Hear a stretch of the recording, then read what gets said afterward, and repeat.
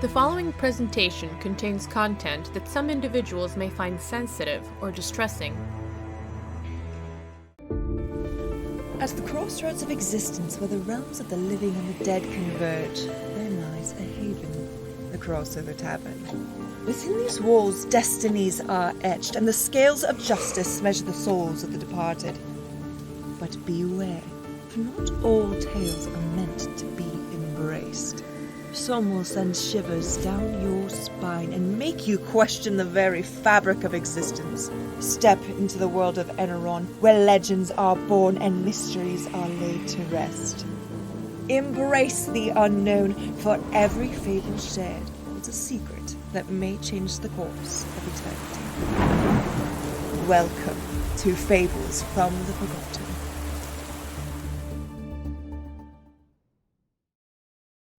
Welcome, brave souls, to another chilling episode of Fables from the Forgotten. I'm Joanna Grotenhouse. Before we dive into tonight's haunting journey, a special word to you, our loyal listeners. Thank you for joining us on this twisted path. We're about halfway through Season 2, so if you find yourself captivated by our tales, we kindly ask you to like, subscribe, and share our dark whispers with others who also crave stories from beyond the veil. Your support keeps our fire burning. Now sit back, let the darkness surround you, and prepare for another adventure into the unknown with our next fable, Goliath's Midnight Meanderings. Ah, you've returned, at the appropriate hour, no less. A trip across continents, all across the realm, and me as your guide? How lucky you must be. In a way, I might be lucky as well. After all, what use is a shadow without an audience? I can see why Fenwick needs you all. I'd speak more, but we must be off. Our opening act has arrived. Ah, now this one.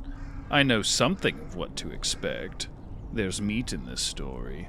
Delicious, delicious meat, seasoned with confusion and fear. Such a course almost makes the rest pale.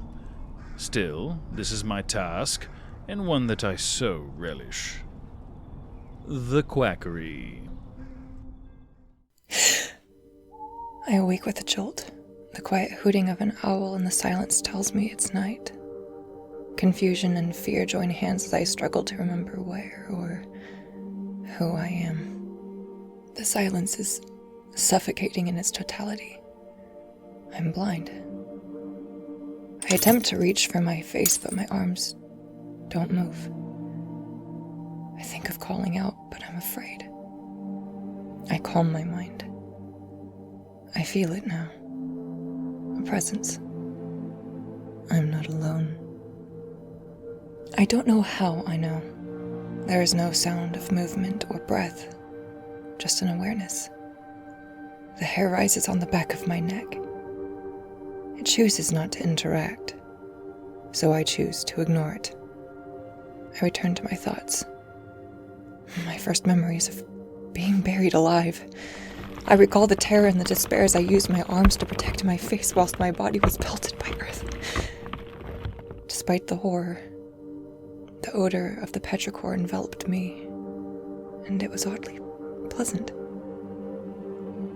My next memories were flashbacks of a life I didn't recognize, a life I hadn't lived. I was confused. Where were my memories? I must have lost consciousness then. I awoke to my salvation. She had found me and dragged me from the ground. Sister. Yes, I remember. I don't have a clear recollection of what followed, but my sister was always there, always my protector. I bring my thoughts back to the present, sifting through a brain more reminiscent of a sieve than a sound mind. The quackery. Bits and pieces of shattered information came together like an incomplete jigsaw. Still, a picture began to form. I was at the quackery. Built in the null, where magic dissipates into the void, the place where humans take their sick, their dying, and their deranged. What am I, then? Without magic, human attempts at healing are, at best, barbaric, Why do I refer to them as humans? Am I not human? I don't remember. I let my mind travel through my body, taking stock. I can feel it all. I have a head and a mind, such as it is. I move my neck. Check. I feel my arms. They're restrained and have a limited range of motion. A memory surfaces. I hear a voice chiding me to stop struggling. It's for my own protection. I don't believe them. My legs, too, had restraints, though I remember them being removed for a time while arms assisted me to the chamber pot where I could relieve myself. What is wrong with me? How did I get here? Where is my sister? Where is my mother? The darkness is interrupted as a new scene unfolds. It is raw and intense. I'm standing. I'm still. I'm sticky. The sweet metallic stench of blood fills my nostrils. Someone is screaming. I think it is me. Sounds are up in a cacophony of activity that signals the arrival of the morning shift change. The door opens and a female voice asks, "Are you awake, miss? Do you need the chamber pot?" I briefly tug against my restraints. "We'll take that as a yes, then." Hands appear on my arms, 2 on each side. They are strong and firm, but not unkind. I stood slowly, testing my balance. I finished my business and returned to bed. I want to speak, but the words won't come. "I heard the doctors talking, miss. They said your surgery went well, and you should be feeling like new very soon." I reach for my face, but my hand is stilled by the woman who spoke. No, you mustn't touch your bandages." I fight the attempt to restrain my arms, but I'm not successful. "I want to promise that I'll be good." I make a sound, and then another. Unintelligible. I'm given medicine and porridge, whose taste doesn't fully mask the tincture it was meant to. I sleep. I wake to the door opening and a voice, familiar this time. "Mother?" The woman approaches cautiously. "Good morning, dear," she says hesitantly. "Are you feeling better?" I turn my head and she steps back quickly. "Where is my sister?" I hear myself ask. Apparently it is not what she heard as she responds. "Excuse me, dear. I want to have a quick word with the nurse." She exits, leaving the door to the room ajar. She calls the nurse, and I hear them speaking in hushed yet clear tones. Mother demands to know my status. "I brought her to you to save her, not turn her into some damn zombie." She hisses. The nurse speaks cajolingly, assuring Mother that healing takes time. "Once the swelling goes down, the doctors believe she'll regain her senses again." "Is it dead, then?" The nurse sounded puzzled. "Dead, Mom?" Mother began to sound more distressed, even frantic. "Yes, dead," she confirmed. "Look, I tasked your quackery with 2 souls, one to save and one to end. That murderer, that demon. Is it still here?"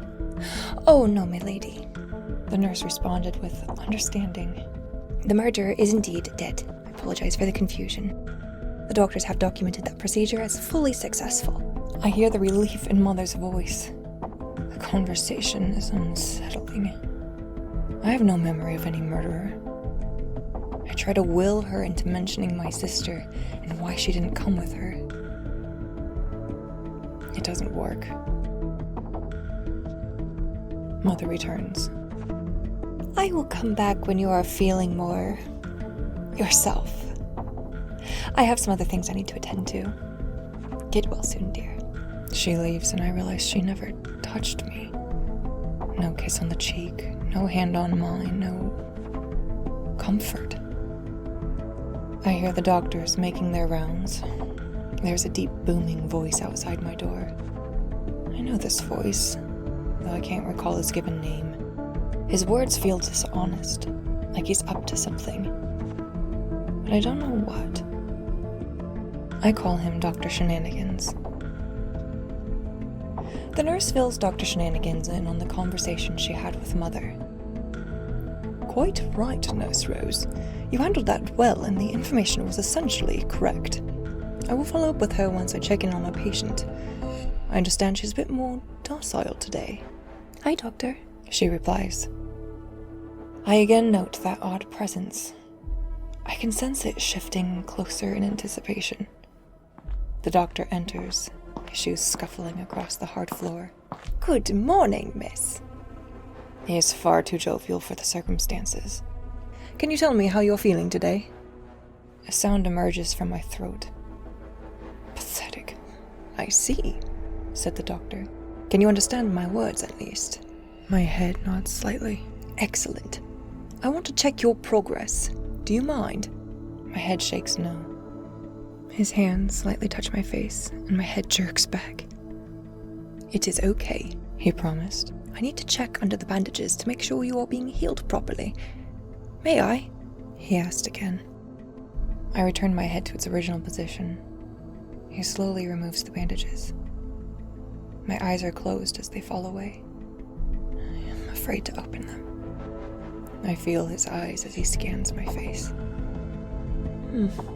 There's still more swelling that I'm happy with, but there is improvement.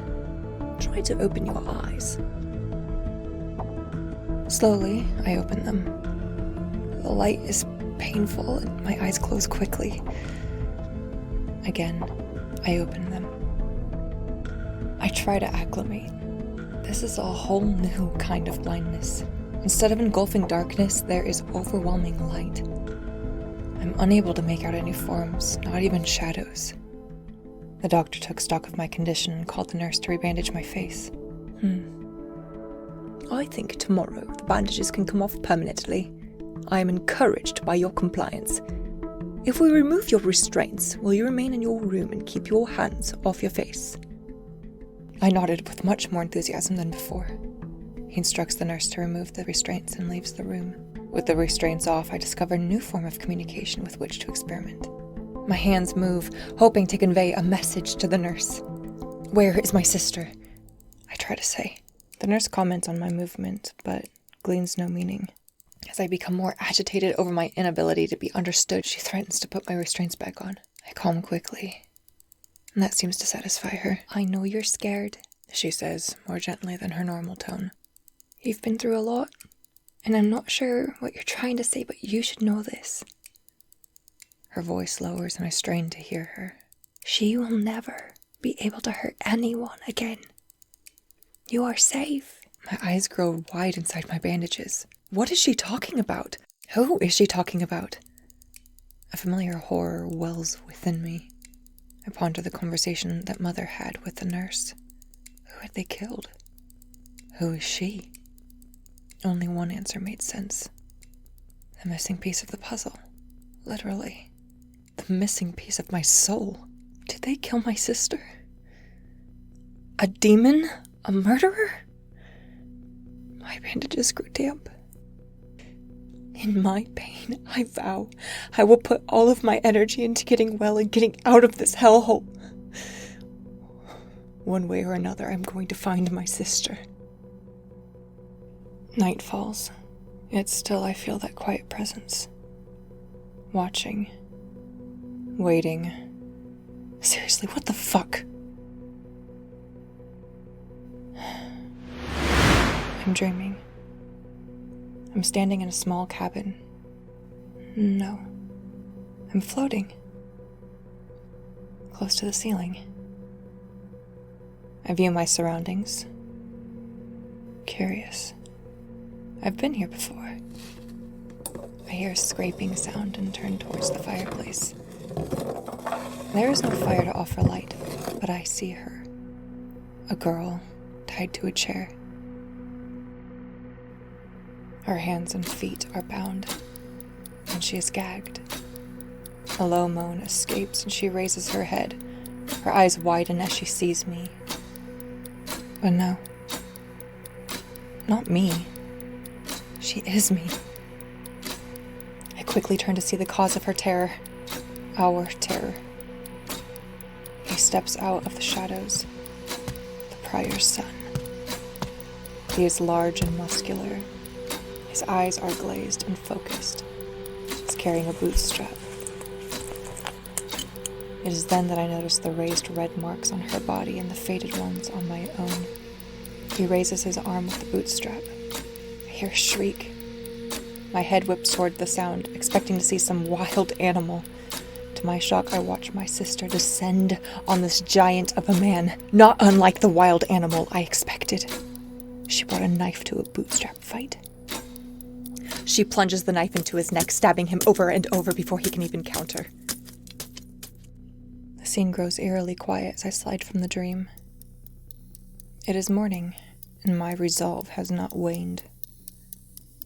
I ignore the nameless entity, the ever-present voyeur that has taken up residence in my space. My dream continues to play in my head.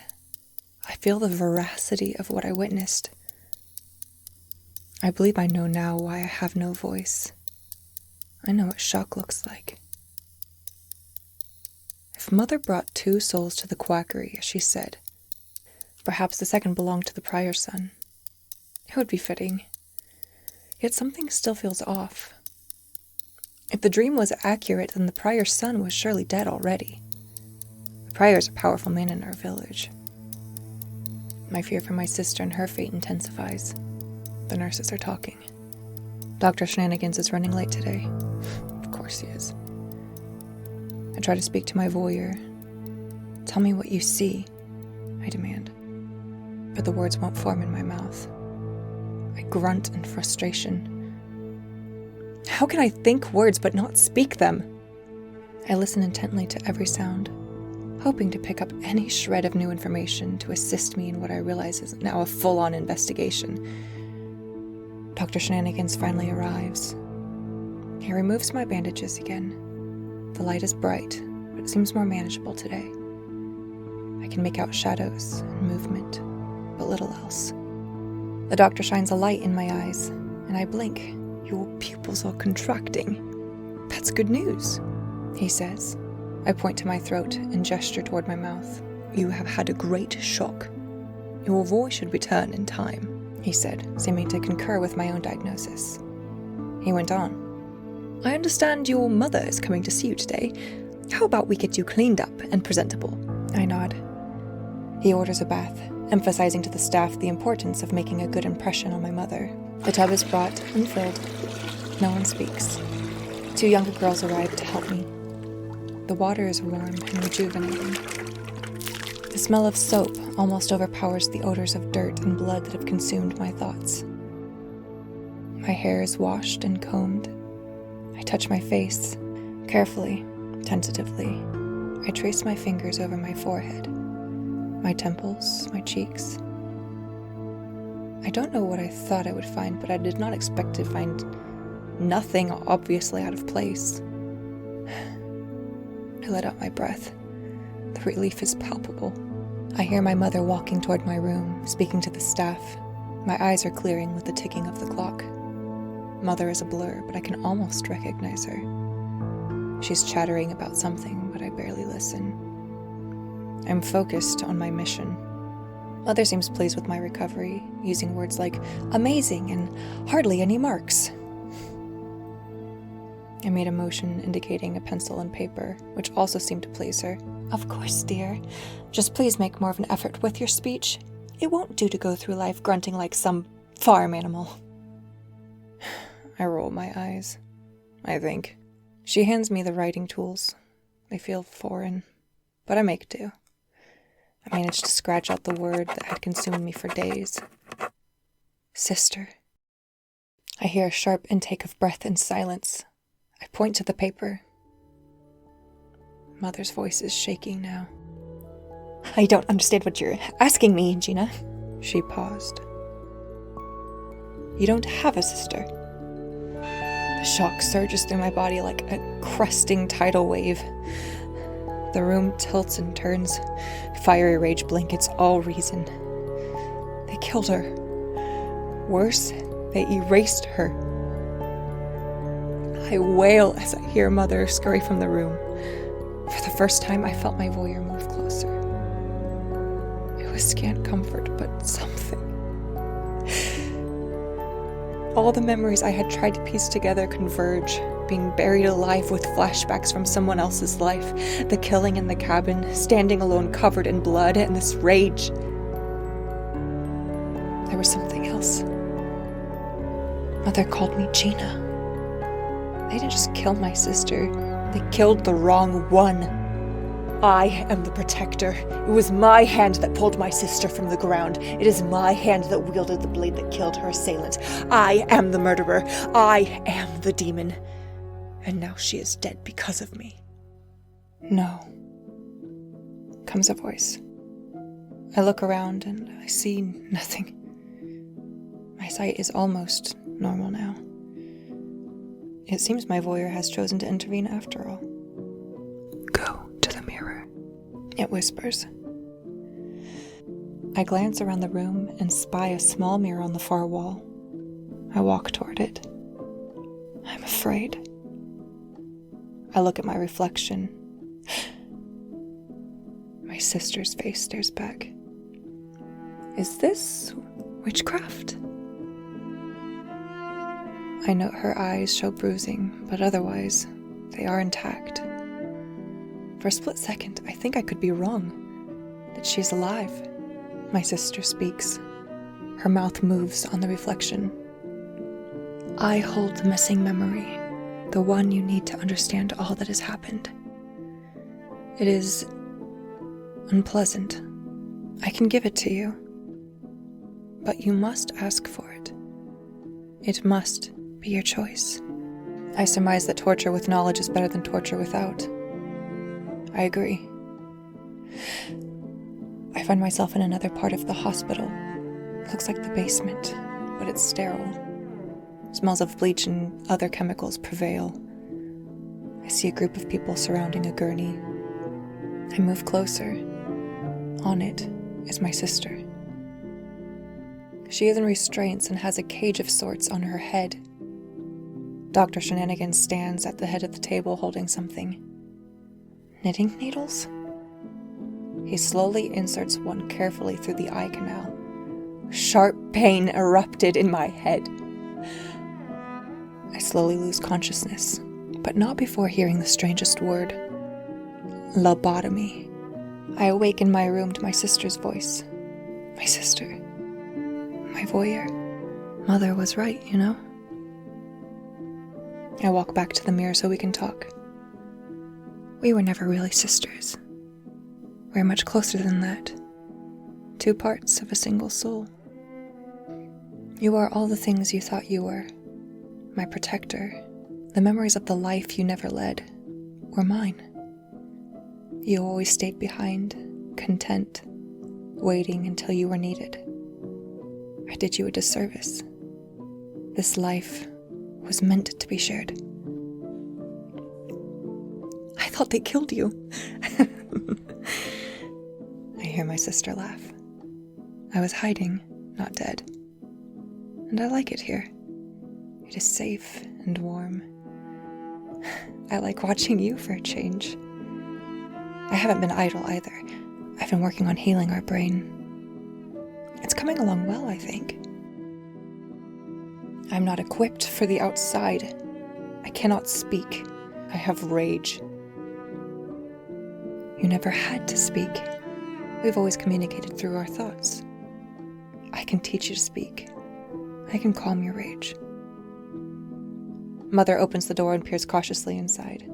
Gina? The doctor says I can take you home now if you feel up to it. I turn from the mirror. I nod and smile. Then, with my sister's help, I spoke my first words. Call me Regina.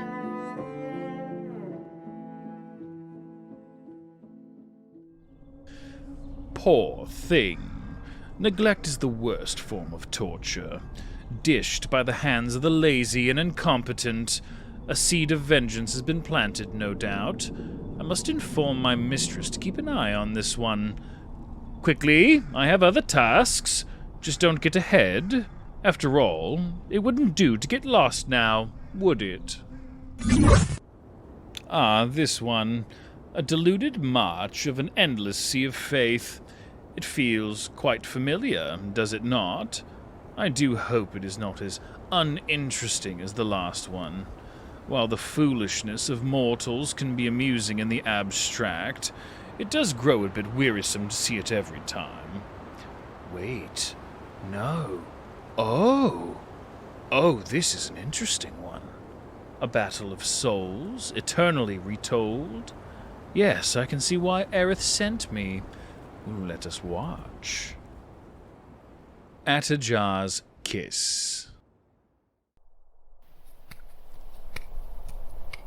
I mustn't keep the master waiting. Years of devoted service have finally earned me the right to personally attend Master Ulysson. But it will all come to nothing if I am late. My bare feet slap against the broken cobblestones as I hurry on my way, lungs burning with the smoke from a nearby building. The unfamiliar streets are confused further by needless destruction. Why would these people resist the masters? My anger at their short-sighted ignorance chokes me more than the smoke. All their resistance has done is damage the master's property and deprive many of this town's inhabitants the chance to be accepted into the Atajar Empire. The thought turns anger to pity. That so many came so closely to perfection without getting the chance to experience it. The shriek of an initiate cuts through the air, a defiant sound of grief and loss giving me momentary pause. Pain is temporary, but love is forever. I repeat the mantra to quash my body's traitorous flash of empathy to the sound. Once I was like them, but now I understand the glory of the masters. Soon these initiates will too. Those with potential will be given the chance to serve the Atajar. But that can only happen if those without potential are first removed. As I round the corner, I see the source of the sound. A woman wailing over the body of a young boy, the near-perfect form of a logger, hulking and powerful, stands sentinel as a group of the conscripted pull the woman from the unworthy corpse. She shrieks again, lashing out with her nails and kicking at the uncaring soldiers, before one of them strikes her from behind with their mind torch. She falls limp in their arms as they continue induction. Flesh sizzles as the brand is applied to her forehead, the pain making her stir in her unconsciousness. I touch the holy mark on my own face in reverence. Soon she will hear the voice of the masters. Soon she will become one with us. I give thanks to the masters for their benevolence and continue on my way. The damage to the town increases as I near the central square, as if the defenders had fought harder once our victory was made plain. Fools. Atophages pick over the rubble, their hunger leading them towards the initiates buried beneath. Tendrils from the creatures pick over the debris and reach deep into the hidden spaces. The sounds of their feasting are occasionally punctuated by panicked screams as the trapped townsfolk realize that their rescuers are not the guards. Though we serve the same master and live to enact their will, atophages aren't known for their discretion. Their base instincts to gather nutrition for the masters is an imperative that they cannot resist without the directed will of their master. I curse silently as I take a longer path to avoid their feeding ground. I am to serve Master Ulysses, after all. I am no longer some lowly conscripted to be consumed to sustain the Empire's ranks. I pick my way through an alley, a dumping ground for the bodies of the unworthy and those who died resisting. Their heads are hollowed out, faces missing, brains removed. Food for the Empire. Soon enough, a cart will haul the meat to the conscripted's kitchens. But for now, there is little use for them. Feeding the army of the Masters is the most that the unworthy can aspire to, and I rejoice in the mercy of the Masters, that even those who seek to thwart the grand design are given a place in it, meager though it may be. My toes squelching through the congealing blood, I remember the taste, rich and sweet after days of starvation, the grease of rendered fat painting my chin, the burgeoning unity brought on by the mark letting me feel the satiation of my fellow initiates as we feast. Ecstasy. The first meal of an initiate after being reborn into the Empire is an experience unlike any other. My empty stomach gurgles at the memory. No time to linger. My needs are nothing compared to Master Ulysses. A call for aid flares in my mind across the Unity. It is close. Too close to my destination. Threats to the Masters are the one thing that the Unity cannot abide. All must answer. Others will come, but I surge forward to end the threat. As I arrive, the last conscripted falls, her mind torch falling from senseless fingers. I have no need of such implements. My connection to the Unity is fully developed. I am the Master's will made flesh. Before me stands a ragged soldier, heaving with exertion and heavily wounded. A survivor who hasn't realized the futility of resistance. He shouts something about how Loros will never surrender, and that the Citadel will avenge them. It matters not. The Masters have decreed that we come to the surface. Their minds are simply a convenient path. We will crush any who would defy us. I open myself to the Unity, and my body rises off the ground by the will of the Masters. The man screams in defiance and charges pointlessly. The Unity bears down on him, channeled through my mark. His will is strong. He almost makes it to me before his body obeys. His short sword half extended towards my throat. He will be a valuable asset for the Empire, once properly trained. There is fear in his eyes. He gasps and twitches against the overwhelming will keeping him in place. With a finger, I move aside his weapon and approach.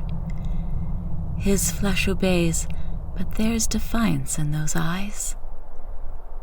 I reach out, delicately placing my thumb over his forehead as I grasp his head. Psionic power hums through my body, searing the will of the Masters into the soldier's face. He is ours now. The clatter of footsteps behind me signal the arrival of more conscripted. They take the pacified soldier into custody, to the ranks of initiates waiting to be inducted into the Empire. There are no words among us, for none are needed. The Unity shares all that is required. A logger lumbers behind, in case the defiant one somehow musters the will to oppose the Masters once more. I leave the initiate to the others, my mind racing with the ecstasy of the Unity as I return to my task. Master Ulysses has taken the large building in the central square. a memory floats across my consciousness. A town hall, useless relic of the unenlightened. Master Ulysses will show them the true path. As I enter the building, I can feel the Master's proximity through the unity. A lighthouse in an endless sea. A lodestone that cannot be resisted. He requires my presence, and I am elated. My feet hurry to obey his will.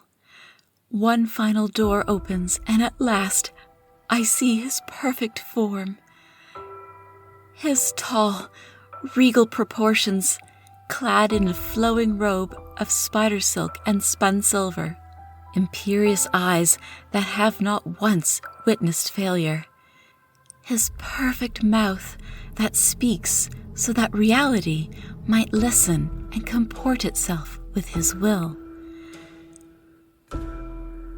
My body falls to its knees, my very instincts demanding that I abase myself in the presence of this godly creature. I quiver with anticipation as Master Ulysses approaches. Tears of joy fall from my eyes as a slender finger forces my head upward to gaze upon my master. There is no greater glory than to attend a master personally, and I am enraptured by his touch. He brings me to my feet to stand before him. Through the unity, I can feel his need, the strength of his desire. His arms pull me close as the tendrils of his mouth intertwine around my head, taking me in a passionate embrace. Soon I will be one with the Master, and I give thanks for my good fortune. As his teeth crunch through my face, I cry out in joy before the darkness comes. Pain is temporary, but love is forever. An interesting little microcosm. Inconsequential, as it happens over and over. Still, there will be much to see when the scales tip. I shall mark this for later. Oregon and Aerith will both want to see how it finally ends. People say these battles are eternal when we know the true meaning. Do we not? Well, best be off. Back at the Crossover Tavern. But there is yet one more soul to observe. The Taxman. A regular here at the inn, well, from afar. He is completing his daily task bestowed upon him by the Eternals themselves, on time, as always. Death and the Taxman. I stretch, taking in the drab, empty, muted surroundings that are my home. Nothing like the Skurg first thing in the morning. Skurg, I say out loud, such a funny name for purgatory. I see the tavern in the distance, dark and deserted. No matter how far I walk towards it, it stays in the distance. I turn. There he is, just like clockwork, just like me. I prepare for the monotony of our daily exchange. Morning, Death. Death nods. We walk silently out of the Skurg together. He's deep in thought, I assume. So am I. As we exit, I look to the empty space beside me and head to my portal. I think about all that I have seen and done since arriving here. I was so naive. I barely remember my life before the Crossover Tavern. I didn't know about the reckoning to come. I smile as I recall the arguments that ensued over my fate. Aerith and Oregon could not agree. Then a small cat-like creature uttered the words that changed everything. We need a taxman. The two decided that if I could learn to wield the karma that decided my fate, I could perhaps escape it. An accord was achieved, and a spell was woven that would allow me to live in the Skurg for 1 year shy of 1,000, the limit of the enchantment. I lost track of the time long ago. Death escorts me so I can get in and out each day, and while we don't speak, we are comfortable. I believe he has a name, but I don't know it, and he doesn't correct me. A simple wooden door appears as it senses my presence. Such an unpretentious medium for such a powerful contrivance. I cross the threshold and step out into one of the most sordid parts of Eneron. The malodorous streets are littered with all manner of plebeians who seem determined to fulfill all the negative stereotypes associated with their races. To my left, I spy a goblin rooting through garbage. To my right is a dragonborn chatting up a tiefling and a shifty-eyed halfling looking for his next mark. In front of me sits a grand stone building, distinctive with its stark silhouette and curious lack of windows. A sole orc stands guard at the entrance. The Cursed Coin. Charming. An unfortunate name for a gambling hell, if you ask me. To assist in my tasks, I was bestowed specific abilities. When circumstances require it, I can pass imperceptible to all but an eternal. Choosing this strategy, I enter the establishment unmolested. The room is dimly lit, and the air is heavy with smoke and stale ale.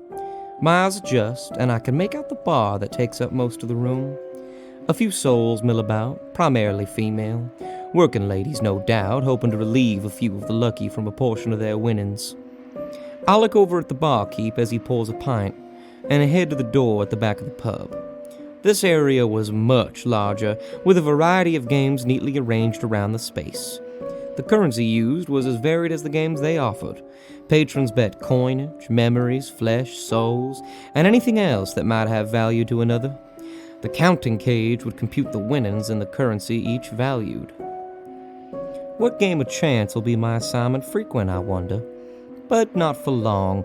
An argument ensues, and a portly, enraged human is pulled from the bones and talons table by the orc guard in the front entrance. The man is dragged to an office marked Demon's Pact. Inside, the patron is silent, but the house warden is not. Mr. Wigglethrop, the great troll, seethes. For a man as overextended on his credit as you still have the effrontery to cause a disturbance at the tables when you are cut off from play? Your debt is due, and I expect my full payment in 2 hours' time. But how am I to get my hands on that much coin? I need more time, whines Mr. Wigglethrop. I promise I'll pay by the week's end. Get it from your employer, as you always do, the house warden retorts. Make no mistake, Wigglethrop. I very much prefer to take my compensation from your flesh.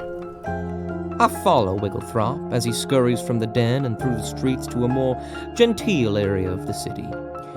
He approaches the door of a stately manor house. The owner must be quite wealthy indeed. The valet answers his knock and greets him. Good day, Chamberlain. I follow him to the study, where he pulls the house ledgers from a small roll-top desk in the corner. A larger desk is positioned in the center. He sits at the smaller desk, making frantic notations in the books. He opens a register and fills out a check for a substantial amount of funds. He returns the books to their home and exits. I have no need to follow him to the money changers. I search Wigglethrop's desk. In a drawer, I find wadded-up markers notating the loans he'd received from the Cursed Coin. I retrieve the ledgers and register and lay them on the larger desk. My quick audit shows many discrepancies over time, but none so bold as this new theft. I quickly mark the entries with red ink from the Chamberlain's desk and leave the books open. I pen a letter advising, Your Chamberlain has entered our banking house and has withdrawn an unusually large sum from your coffers. We wish to be diligent and confirm that you have authorized the transaction. I include the wadded papers with the evidence and depart. Losing my glamour, I turn around at the door and leave the missive with the valet. I quickly return to the Cursed Coin to witness the karma I've wrought. Wigglethrop was sitting at the devil's table, wagering on the cards. He must have paid his debt and was sitting flush with winnings. What an extraordinary turn of luck for one so undeserving. He continues to play, his luck unabated. 2 hours later, he has amassed a small fortune and is positively giddy. The night wanes, and he gathers his spoils. I trail behind as he walks with purpose, his cache of gold coins clutched tightly to himself. His awareness heightens as he scans the streets for potential cut purses. We arrive at his humble cottage just outside the small city. The sun is well risen now. The door opens to a small two-room abode, sparsely furnished. He walks to his sleeping quarters and pries open a floor plank. He stashes the money and replaces the board. There is a loud knock at the door. Fear flits across his face as he moves slowly towards it. The door erupts, and the local bailiff emerges with several men. He is quickly placed in shackles and led away, his neck craning backward towards his hidden fortune. Perhaps returning it to the wealthy man from whom our embezzler stole would be fitting. I collect the coins and head back to the city and my portal. As I get closer to my destination, I spot a hungry-looking beggar sitting on the cobblestones with his hat in his hands. He is silent and unobtrusive. A woman walks by, turning sharply to avoid the beggar. In her effort, she drops a small reticule. The beggar calls out to her, so she walks more quickly. He gets up and picks up the purse, running after her. Upon seeing her property, she snatches it from the beggar without a word and turns away. I was appalled at this behavior. I see the beggar's hat on the cobblestones awaiting his return. Dropping my parcel in the hat, I walk away. With my assignments complete, I slog my way back to the Scourge. Just one more step, one more step. My God, have I ever been this tired?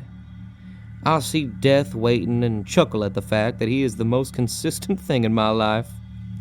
I find it ironic that I look forward to our brief encounters, even in death, and death nods. It's morning, and I again schlep my way through the Scourge. I look up, expecting death, and stagger back in disbelief. Where is he? I scan the landscape. Nothing. What does this mean? We've done this for a millennium, and not once has he missed our liaisons. I hear a sound and turn. The crossover pub is only a few yards away. The lights are on, and there is smoke from the fireplace, beckoning. Death is waiting for me there. Morning, taxman. I nod.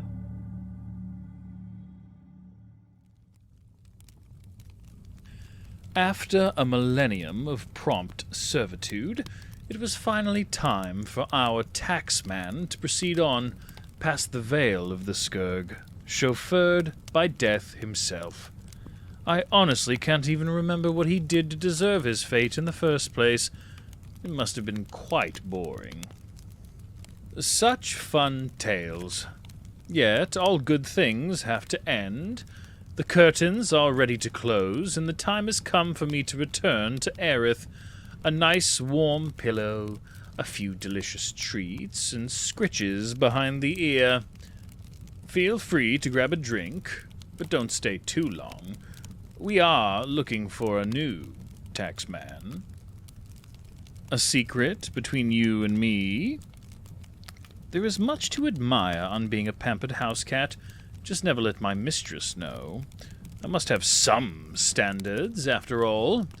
Till the next time, when midnight comes and the meanderings begin. Well, well. Another list to craft as the tale of Goliath's midnight meanderings has come to a conclusion. Let's begin, shall we? First, at the top of my list, the puppet master, the one who pulled the strings of this entire production, Josh McGinnis. Oh, he thinks he's clever, doesn't he? We'll see how clever he is when his name is crossed out. Ah, yes. Next is the conductor of chaos, orchestrator of screams and whispers, directed by Michael Riley. Yes, a director worthy of attention, don't you think? I'll make sure to give him a special encore. Ah, the manipulator of sound for this episode. Him who twists every creak, cry and crackle. Michael Riley. His hands touched every echo, every shriek in the dark. Exquisite, truly. But such talent must be acknowledged and dealt with. Who else? Who else? Ah, yes. The voice cast. The ones that brought to life my every whim. I remember each of you distinctly. Tim Roberts as Oregon. His jet black hair would look great on my dolls. Piper McCrory as Aerith. Such white teeth. Michael Riley as Goliath. Yes, I can hear his fingers now. Please don't hurt me anymore. I can help you with the credits reading. The quackery, written by Debbie Riley, performed by Bailey Martin. See, Atajar's Kiss, written by Rory McLean, performed by Joanna Grotenhouse. I'm doing it. See, you don't have to worry. The Death of the Taxman, written by Debbie Riley, also performed by Dustin Mayberry. Please just don't hurt me anymore. Some screamed so sweetly, others whispered lies. But all shall be remembered. I shall give you all your due moments in my own special way. And you, yes, you, I hear you. You are not exempt. This list wouldn't be complete without the ones who bear witness, the ones who listen to the end. I'll be seeing you. For now, the list is complete. But there's always room for more.